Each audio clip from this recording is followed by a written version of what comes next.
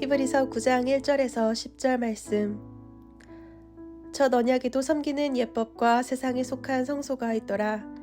예비한 첫 장막이 있고 그 안에 등잔대와 상과 진설병이 있으니 이는 성소라 일컫고, 또 둘째 휘장 뒤에 있는 장막을 지성소라 일컫나니, 금 향로와 사면을 금으로 싼 언약궤가 있고 그 안에 만나를 담은 금 항아리와 아론의 쌍난 지팡이와 언약의 돌판들이 있고, 그 위에 속죄소를 덮는 영광의 그룹들이 있으니 이것들에 관하여는 이제 낱낱이 말할 수 없노라. 이 모든 것을 이같이 예비하였으니 제사장들이 항상 첫 장막에 들어가 섬기는 예식을 행하고, 오직 둘째 장막은 대제사장이 홀로 1년에 한 번 들어가되 자기와 백성의 허물을 위하여 드리는 피 없이는 아니하나니, 성령이 이로써 보이신 것은 첫 장막이 서 있을 동안에는 성소에 들어가는 길이 아직 나타나지 아니한 것이라. 이 장막은 현재까지의 비유니, 이에 따라 드리는 예물과 제사는 섬기는 자를 그 양심상 온전하게 할 수 없나니, 이런 것은 먹고 마시는 것과 여러 가지 씻는 것과 함께 육체의 예법일 뿐이며 개혁할 때까지 맡겨둔 것이니라. 아멘.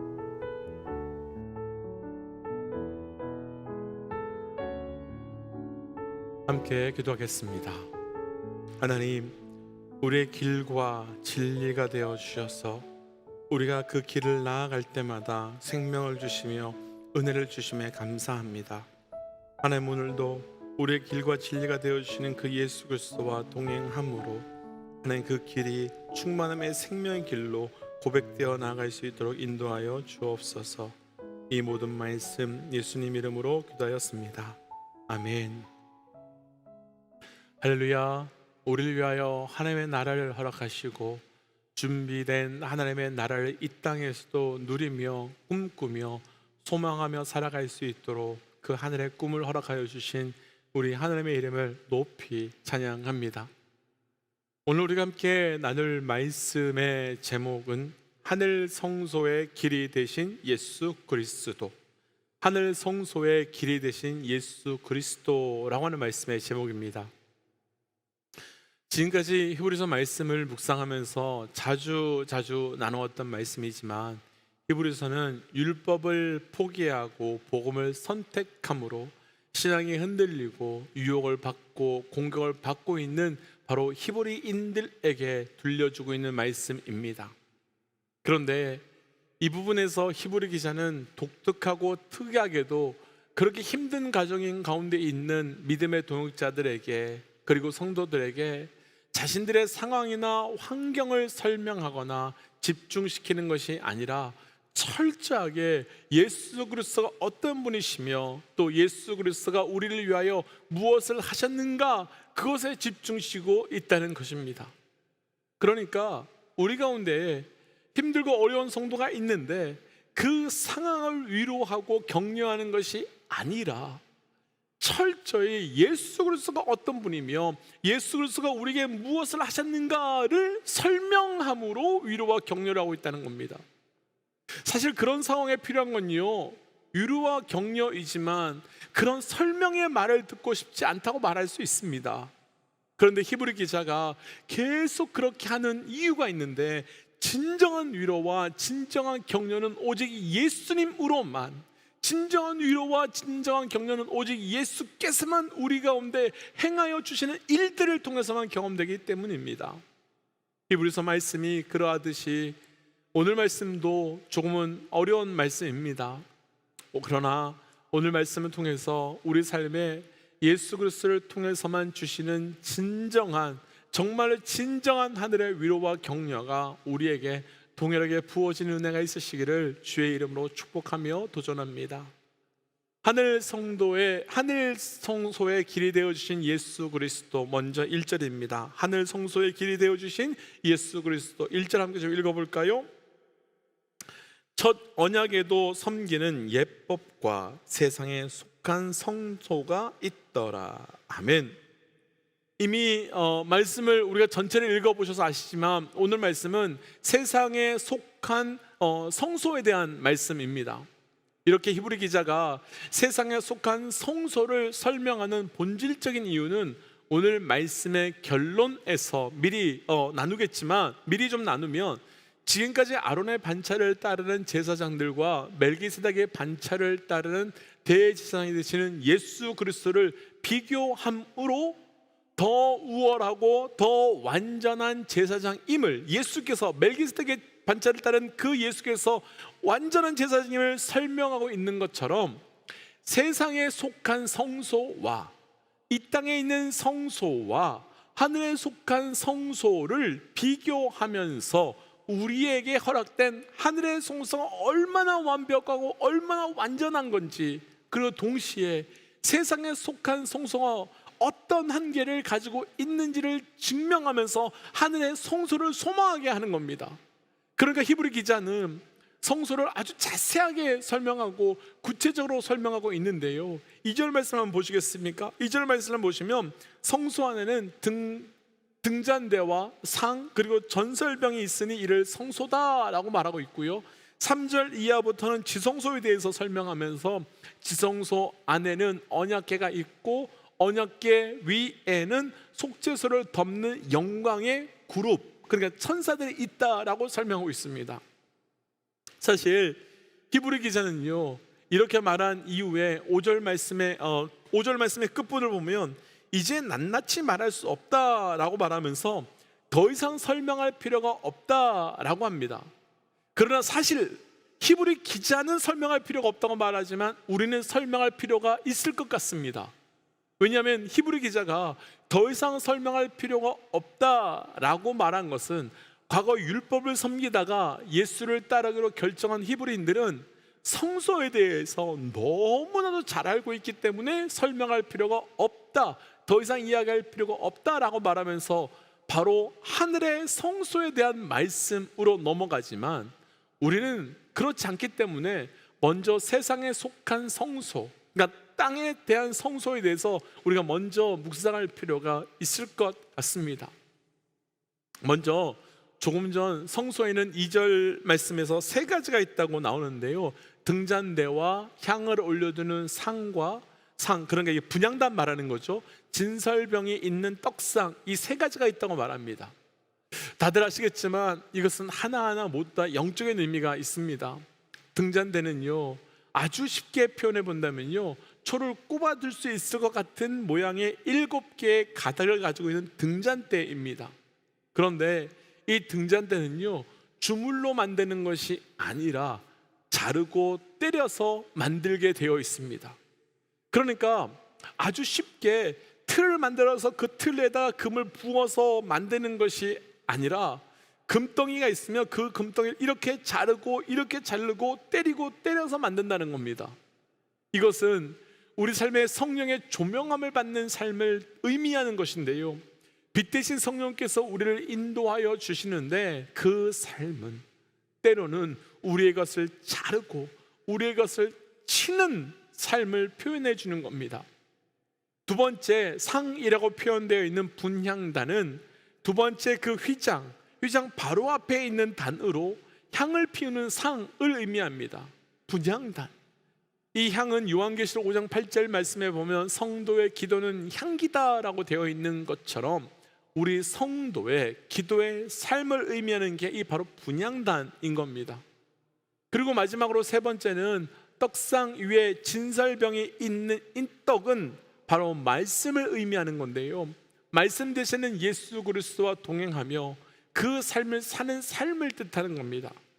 그럼 조금 복잡하지만 성소의 삶을요, 아주 간단하게 한번 정리해 본다면, 성소의 삶은 성령의 조명하심을 받으며 기도함으로 말씀으로 살아가는 삶이 바로 우리 믿음의 사람이 살아가야 하는 성소의 삶, 바로 그 삶을 우리에게 보여주고 있는 겁니다. 성소가 곧 우리 성도가 살아가야 되는 삶이라는 겁니다. 그리고 연이어 두 번째로 히브리 기자는 5절부터 지성소에는 언약궤가 있고 언약궤 위에 속죄소가 있고 속죄소 위에 속죄소를 덮는 그룹, 그러니까 두 천사가 있다고 말합니다. 조금 구체적으로 설명하기 위해서요, 제가 그림을 한번 보여드릴게요. 그림을 보시면서 설명을 드리고 싶은데요, 그림을 보시면 언약궤는 보시는 그림과 같이 비슷하게 생겼는데 아래에는 궤가 있고 위에는 덮는 덮개로 되어 있고 뚜껑같이 되어 있고, 이 덮개를 바로 속죄소라고 부릅니다. 그런데 속죄소를 히브리 말로 원어로는 카포레트라고 하는데요, 이 속죄소 카포레트라는 단어의 뜻은 죄를 덮다, 죄를 덮다라는 뜻을 가지고 있습니다. 그리고 그 뚜껑에는 두 천사가 날개를 펴고 있고, 그 날개를 펼쳐 있는 그 한가운데를 가리켜 바로 우리는 시온좌라고 부르는데, 이 시온좌는 출애굽기 25장 22절 말씀을 보시면 1년에 한 번 대제사장이 성소에 들어갔을 때 하나님께서 백성을 만나 주시겠다라고 한 곳으로 증거되고 있습니다. 말씀이 조금 복잡하지만 히브리 사람들은 이 부분을 이미 완전히 알고 있다는 전제하에 히브리 기자는 더 말할 필요가 없다라면서 말씀을 기록하고 있는 겁니다. 하지만 우리 조금 더 자세히 볼 필요가 있습니다. 조금 전에요, 속죄소를 원어로 죄를 덮다라는 뜻을 가지고 있다고 카포레트라고 하는 단어를 사용한다고 했었습니다. 그럼 언약궤의 뚜껑의 이름이 죄를 덮다라고 한다면 이 언약궤 안에 있는 것은 죄다라고 하는 뜻이 되는 거지요. 그런데 우리가 이미 알고 있지만 이 언약궤 안에는 아론의 쌍난 지팡이, 그리고 만나를 담았던 항아리, 그리고 깨어진 십계명의 돌판이 있습니다. 그런데 이게 죄가 아닌데 하나님은 죄를 덮고 있다라고 말합니다. 그럼 이 안에 있는 세 가지가 왜 죄라고 말하는 걸까요? 사실은 죄입니다. 죄가 맞습니다.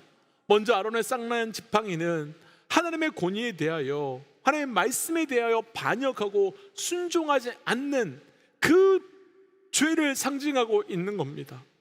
당시 이스라엘 백성 가운데 일부 사람은 모세에게 부어신 하나님의 권위에 대하여 그 권위를 인정할 수 없다고 말했습니다.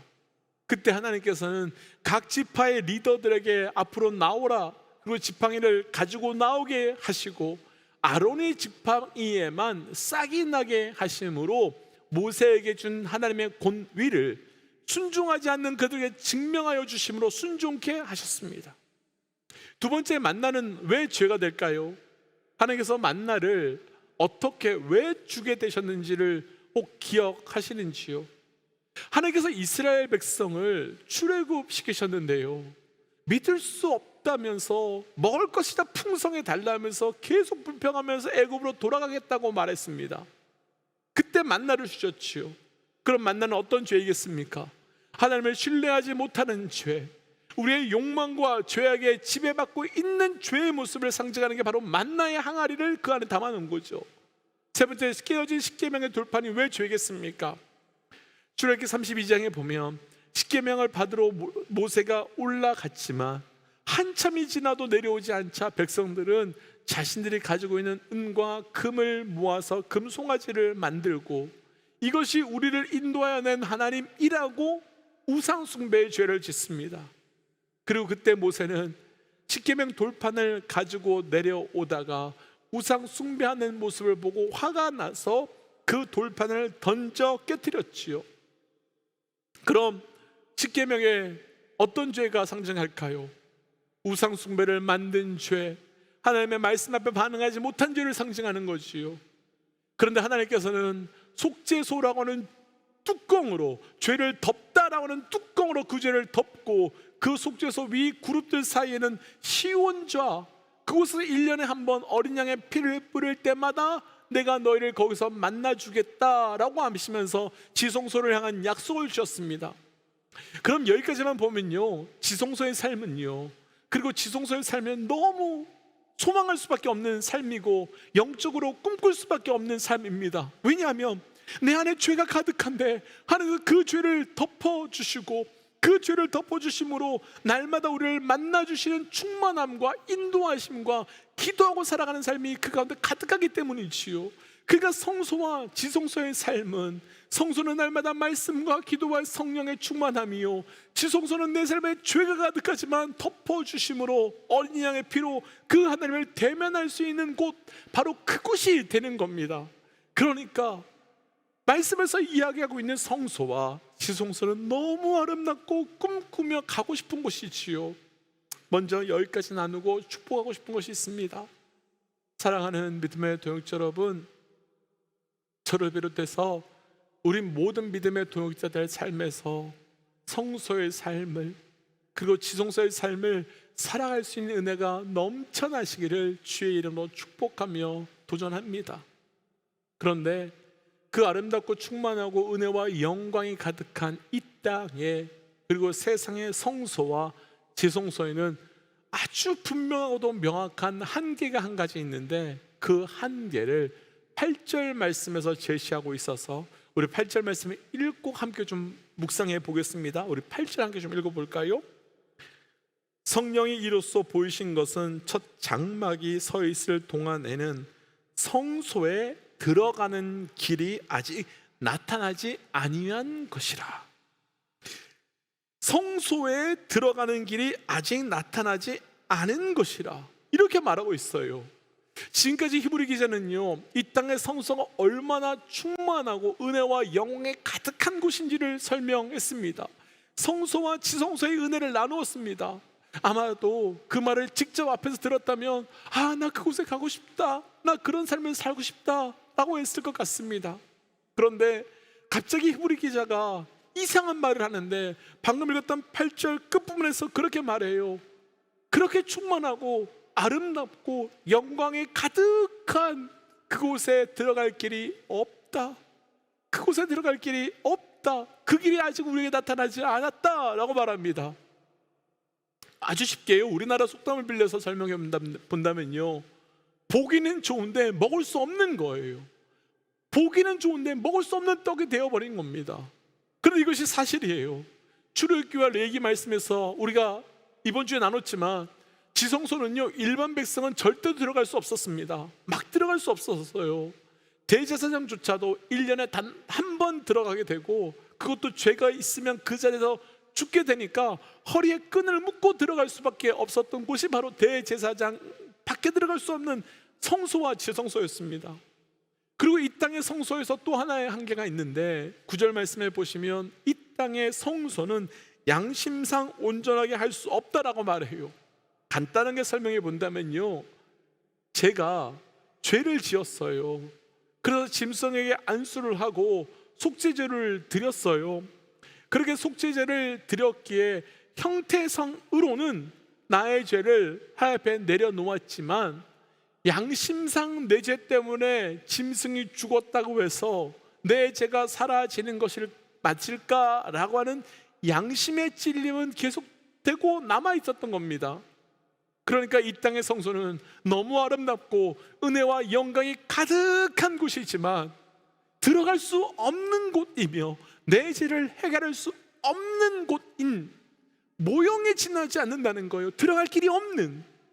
그럼 히브리 기자는 들어갈 수도 없는 이 땅의 그 성소를, 모형에 지나지 않는 그 세상의 성도를 왜 그렇게 아름답고 완벽하게 설명하겠습니까? 이유가 있지요. 이 땅의 성소는 그런 충만함과 은혜와 영광이 가득하지만, 그렇지만 들어갈 수 없다. 하지만 하늘의 성소는 그와 비교할 수 없는 곳이고, 그리고 이 땅의 성소는 들어갈 수 없지만, 들어갈 길이 없지만, 하늘의 성소는 예수께서 들어갈 수 있는 길이 되어서 열려 있다라고 말하기 위한 겁니다. 그 성소로 들어갈 수 있는 길이 예수께서 되어주셨다라고 말하고 있는 것이요. 그럼 그렇게 되면 서론에서 나누었던 히브리 기자가 성도들에게 자신들의 상황이나 환경을 설명하거나 집중시키는 것이 아니라 철저히 예수 그리스도가 어떤 분이시며 예수 그리스도가 무엇을 하셨는가, 그것에 집중시키는 이유를 이제 분명하게 알 수 있을 것 같습니다. 모형에 지나지 않는 이 땅의 것으로 들어갈 방법이 없는데 들어가려고 하면서 위로와 격려를 주는 것이 아니라, 예수 그리스도를 통해 진짜로 들어가 그것을 진짜로 누리며 살아갈 수 있는 바로 우리의 성소로 들어갈 수 있는 길이 되신 예수 그리스도만 있으면 되기 때문인 겁니다. 사랑하는 믿음의 여러분, 이 땅에 우리의 삶은 모형에 지나지 않음을 기억하십시오. 아무리 좋은 모형이어도 먹을 수 없고 입을 수 없고 누릴 수 없습니다. 그러나 하늘의 성소의 길이 되어주신 그분을 통해 우리는 그 길로 들어가며 그 길을 들어가게 될 수 있음을 기억하고, 그래서 오늘도 모형을 뛰어넘어 실제 은혜를 누리며 살아갈 수 있는 우리의 삶이 되시기를 주의 이름으로 축복합니다. 그래서 이 시간 이렇게 기도하고 싶습니다. 하나님, 내 삶에 하늘의 성소의 삶을 누리며 사는 삶이 되게 하여 주옵소서. 이 땅의 그 무엇으로 인해 내 삶이 무너지고 깨어지는 것이 아니라 철저히 예수 그리스도만을 통해서 누리는 그 삶을 살아가는 자 되게 하시고, 성소의 길이 되어주신 예수만 붙들고 그 길로 나아가게 하여 주옵소서라고 함께 말씀 기억하며 기도하지요. 함께 기도할까요? 하나님, 우리의 성소의 길이 되어주시며 하나님 우리에게 그 통로가 되어주시며 감사합니다. 하나님, 그 아름답고 놀라운 그 성소에 우리는 들어갈 수 없는데 우리 하나님으로 인하여 들어갑니다. 우리 하나님을 인하여 나아갑니다. 하나님, 그 길로 나아갈 때 우리 하나님께서 부으신 놀라운 그 성소의 은혜가 얼마나 크고 놀라운 것인지 우리의 삶에 실제되게 하여 주옵소서. 하나님, 오늘 주신 말씀 앞에 우리의 삶에 주시는 그 길이 되어주신 예수 앞에 감사와 찬양과 영광을 올려드립니다. 하나님, 그 예수님이 없었다면 우리가 어찌 그 아름다운 성소에, 그 놀라운 성소에 들어갈 수 있겠습니까? 하나님, 이 땅에 막혀져 있는 성소에 하나님 우리가 무너지는 것이 아니라 길이 되어주신 예수로 인하여 들어갈 수 있는 하늘의 성소를 붙들고 살아가며 그것을 누리고 고백하는 우리의 삶이 될 수 있도록 인도하여 주시옵소서. 이 모든 말씀 예수님 이름으로 기도하였습니다. 아멘. 사랑하는 믿음의 의지 여러분, 이 땅의 것이 아무리 좋아 보여도 모형입니다. 그러나 하늘의 것은 이미 우리 예수께서 길이 되어 주셔서 열어주셨습니다. 그것을 소망하며 꿈꾸며 나아가십시오. 우리 함께 시간 선포하고 삶의 자리 또 기도의 자리로 나아가지요. 함께 선포하겠습니다. 하나님은 살아계십니다. 아멘. 승리하십시오. 함께 기도하겠습니다. 기도하지요.